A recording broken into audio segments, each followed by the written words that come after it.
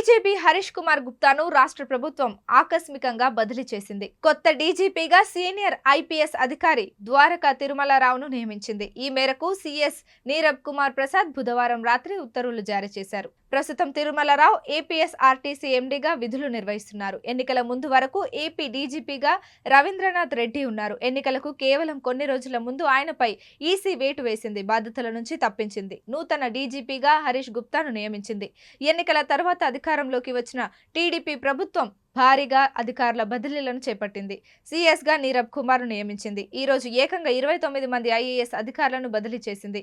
ఈ క్రమంలో డీజీపీగా ద్వారకా తిరుమలరావును నియమించింది. రానున్న రోజుల్లో మరిన్ని బదిలీలు ఉంటాయని ప్రభుత్వ వర్గాలు చెబుతున్నాయి.